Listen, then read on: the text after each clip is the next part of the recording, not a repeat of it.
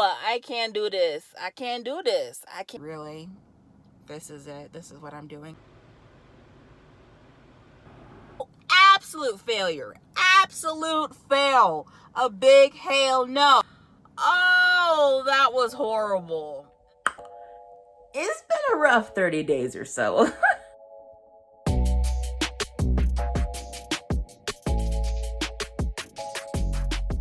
Welcome to my channel. My name is Tashira. I'm 26 years old and I just want to change my life for the better. And so I wanted to start with my body. I have never ever really done a diet in my life. The only way that I've attempted to lose weight is just the traditional way of eating healthier, making better food decisions, and adding in workouts and fitness. I've always been a big girl. My whole entire life. I was the one who had the largest measurements for costumes in dance class. I was the designated ugly fat friend. I was that big girl. But eventually I learned how to own it. So don't underestimate my confidence in being a big girl, baby. Don't get that twisted, because I am confident. I'm just tired of being fat.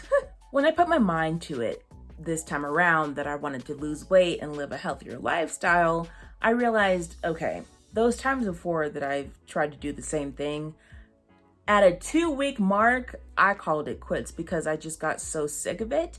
And I don't think I was really challenging myself enough.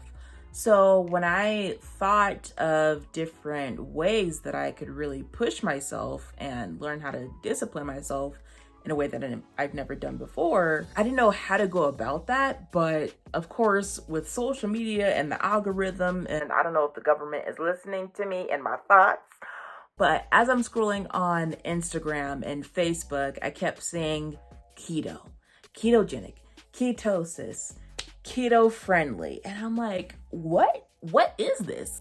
Even though a lot of people have said that the ketogenic diet has been around for years or even decades, I had never heard of it until the beginning of this year. If you don't know what the ketogenic diet is, it's a high fat, moderate protein, low carb diet, which basically flips that food pyramid upside down and puts your body into ketosis, where your body is using fat as fuel rather than carbs. To me, I think there's a negative connotation with the word diet alone. When I hear diet, I'm like, okay, it's temporary. It's not going to work. You're going to gain the weight back. You may feel good for a certain amount of time, but eventually it's all just going to go downhill. So when I saw the word diet with the word keto, I was like, nah. But I literally kept seeing the benefits and how many people were successful in doing it, from being obese, diabetic, and losing the weight, and how much that improved their overall health. And I thought, okay, let's dive into the hype, I guess. So I was doing a bunch of research because I just wanted to make sure that this was something right for me. I wanted to know the pros and the cons, I'm not a science girl, but I wanted to know like the exact science of it. What are the benefits from it? How can it, deter me or lead to health problems down the road?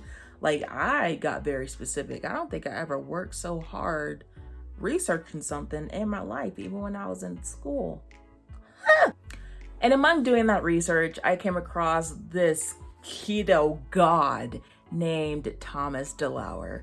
If you don't know who he is a celebrity trainer. I've never heard of him until I was looking at the keto diet, just saying. But he is very knowledgeable of keto because he has been doing it for over 10 years and he's lost 100 and something pounds. His content is phenomenal. Let me put it this way. The information that he gives you on his free YouTube channel, someone is charging somebody $59.95, $125 for the same or less information than what Thomas is giving for free here on YouTube. Just saying. So I learned a lot. He made things so clear and less overwhelming. Like, he can go so specific on just a simple food item, on a simple word. Like, the man is smart. He also has meal plans, free meal plans that you can follow here on YouTube. And that's basically how I got comfortable in starting with the ketogenic diet. And also adding into doing the research, I was kind of getting a little bit overwhelmed with so much that was involved with doing the keto, measuring ketones, measuring your food. Like, ain't nobody got time for that. I was almost to the point where I was thinking, it ain't it, girl. This ain't for me. We got to find something else because this will not do it.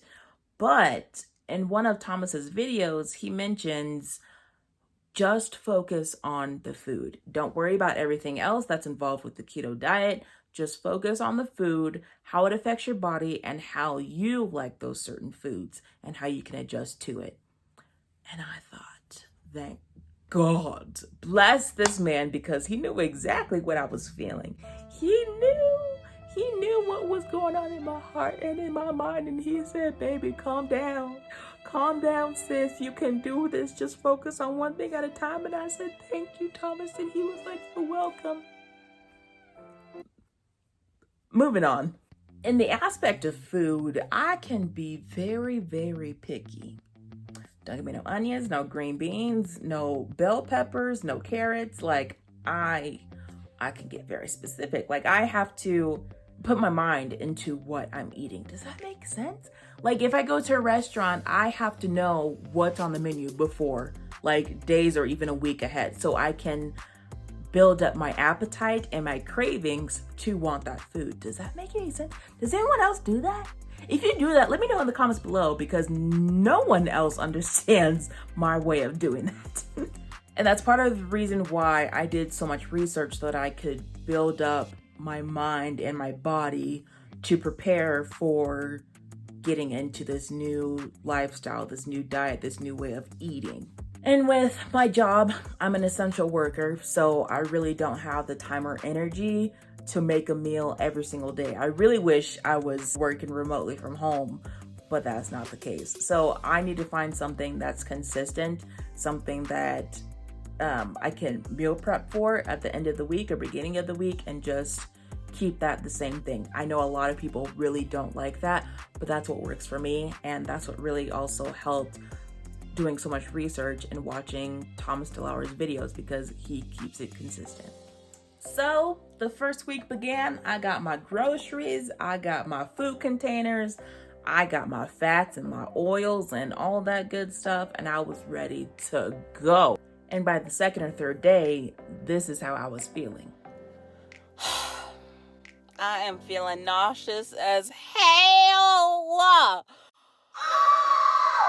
So I looked it up and I was like, is this normal? Is this what happens with everyone who's starting out at keto? Because this is only my third day. And I thought it would take me like maybe a week or longer to experience maybe some side effects. Nah, girl, it's happening now. So I looked it up, and it's true. You can feel nauseous when starting out on the keto diet, because your whole entire life you're so used to using carbs as your main source of energy. And when you flip that around and start packing on fat more so than you do carbs, your body and stomach is like, girl, what the hell? What the hell is you doing? What is this? What's going on? We're not really liking what's going on, sis. This might not be for us. But when I was looking up the keto flu and like all the symptoms, I think I did see nausea, but like the flu, like I just think like fatigue and headache. So then I looked it up again today, and of course it is a symptom, and a lot of people do experience nausea. And I felt so stupid, because as much research as I did, I kept seeing how important it was to keep up your electrolytes and make sure you have enough salt in your diet. Otherwise, you will experience the keto flu with the symptoms. And I just wasn't doing that. I don't know what was going through my mind, but I was obviously not doing that. When the nausea hit, I literally could not eat. I didn't want to eat. I saw on the internet and all my keto groups and stuff that I'm in on Facebook and such, they all suggested pickle juice and having more electrolytes and all that stuff. I hate pickles. Like, I despise them. I loathe pickles. But in this case, I eventually got desperate. So I had some pickles and a little bit of pickle juice, And that worked wonders, sis. That literally does some good. But this week was not consistent. I didn't feel like I really stuck with the plan. I didn't keep up with the calories. I stuck with keto food pretty well. Pretty well. I was kind of overdoing it. I tried my best. Let me just say that I tried my best. So once that was over, once it was kind of better, I was going into the second week. I was still feeling a little bit nauseous, but my next problem were the cravings, the carb cravings. And well, something went wrong. Oops. Of course, it totally backfired on me. And this is what I get! This is what I get! This is what I get for trying to cheat on keto! My insides! Totally.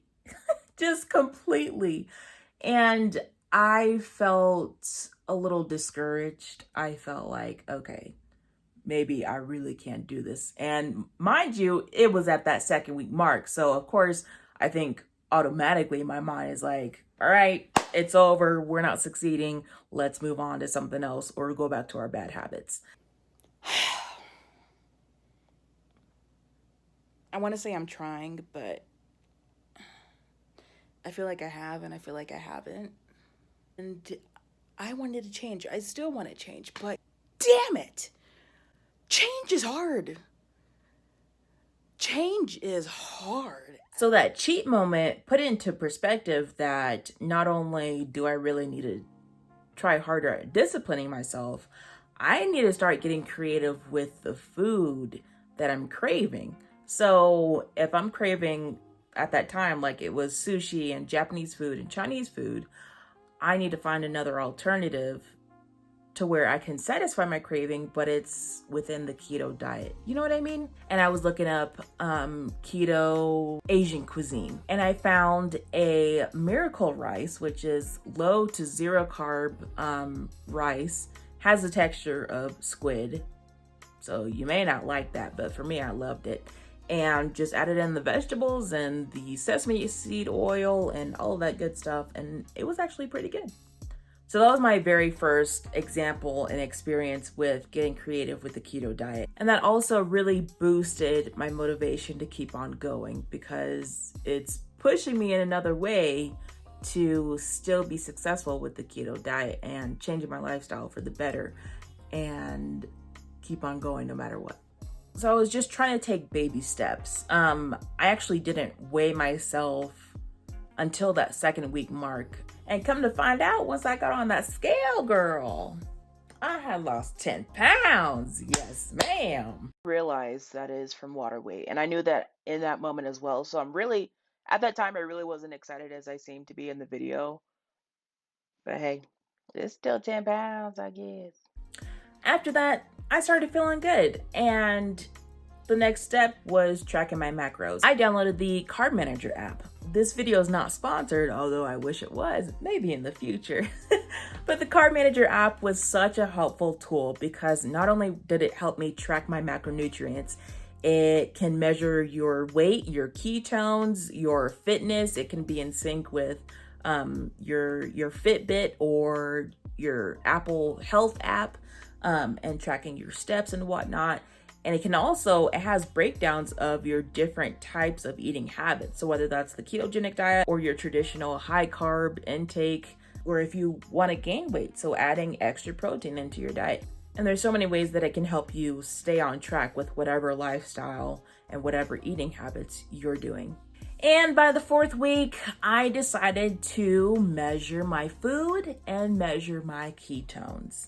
Ketones are the molecules that are produced in your liver to help regulate your insulin when you're running low. So again, like I said before, it's helping you use the fat for your energy. So the darker the color, the higher your ketone level is, in which this case, mine were pretty high, even though I wasn't really expecting that. And usually the best times to measure your ketones are before or a few hours later after your last meal. And I like to do it in the morning just so that's like my baseline to keep up the motivation and the consistency to stick with that range of ketones so my body can continue burning fat. Good fats, of course. After the 4 weeks, I finally was able to differentiate and identify the pros that I experienced and some of the cons. The pros and the benefits that I experienced with the ketogenic diet were better sleep, little to no heartburn, which is the best thing of all for me. And I wasn't so tired throughout the day. You know, usually after you have lunch, it's kind of like in a lull, you're tired, you want to go home, but you still got like 2, 3, 4 hours left of work. By the 3rd week, I don't think I was really experiencing that. So that was definitely a boost of extra energy to have throughout the day. And I would say with the cons from my experience was extreme nausea. Girl, I don't ever want to experience that ever again. The cravings were and honestly still are a struggle, but I am still getting better at that. So that's pretty much it. I do want to continue with the keto diet until at least through the end of the year or by my birthday in January, just to see, you know, how much more I can push myself and maybe how much more weight I can lose. So in the next few weeks, I will be adding in a fitness routine. So I've already started walking every day or every other day, half a mile to a mile. I also will eventually add in intermittent fasting. Does that sound right? Intermittent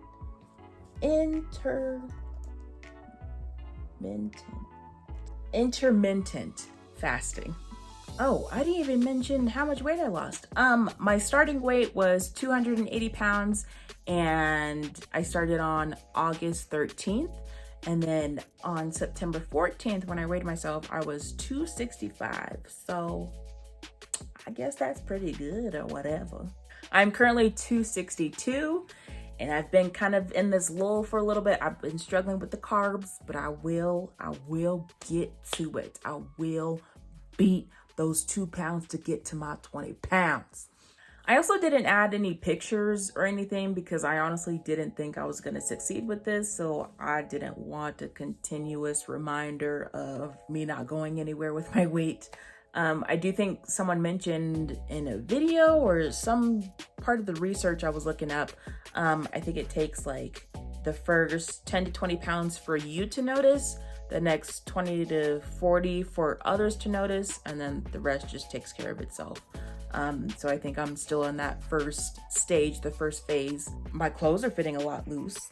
Well, not a lot. They are fitting a little bit looser than what they were before, a little bit more comfortable.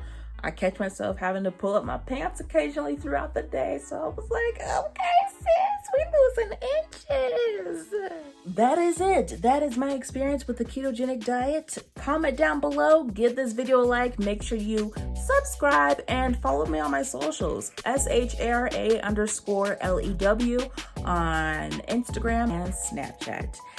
Until the next video, be true, be you, love you. Bye.